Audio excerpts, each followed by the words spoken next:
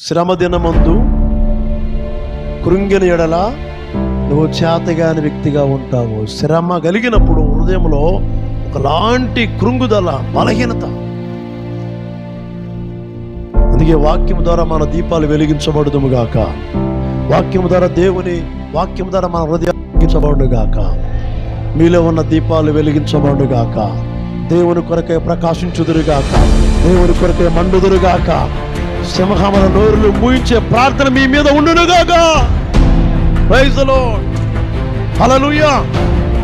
చూడండి, కీర్తన గ్రంథం 121 1-2 వచ్చిన చదువు. కీర్తనలు 121 1-2.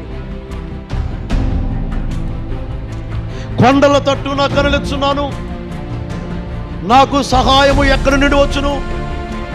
యెహోవా వలననే నాకు సహాయము కలుగును. దేవునికి స్తోత్రం. కిడ్నీలు పాడైన ప్రభువా నాకు సాయం చేసి స్వస్థపరచయ్యా.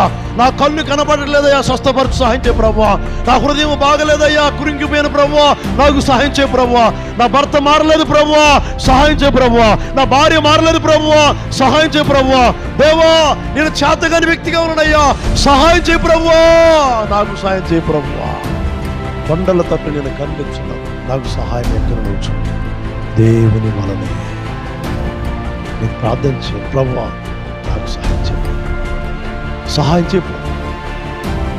నా బిడ్డ బాధ రోగంతో బాధపడు, జ్వరంతో బాధపడు, విరోచనతో బాధపడు. నా భర్త చూస్తే పాపములో ఉన్నాడు, నా భార్య చూస్తే పాపములో ఉంది ప్రభువా, సహాయం చేయ ప్రభువా. వారిని మార్చు ప్రభువా. మంచం మీద ఉన్నాడయ్యా, హాస్పిటల్లో ఉన్నాడయ్యా, రోగముతో ఉన్నారయ్యా, వారు స్వస్థపరచు ప్రభువా. కన్నీడుతో ఉన్నారు ప్రభువా, ఎంతో దుఃఖంతో ఉంది ప్రభువా. భర్తను కోల్పోయి, భార్యను కోల్పోయి ప్రభువా, వాళ్ళంతో ఆదరణ లేకున్నారయ్యా, వారిని ఆదరించండి అయ్యా. ఇలాగ మనము దేవుని సహాయం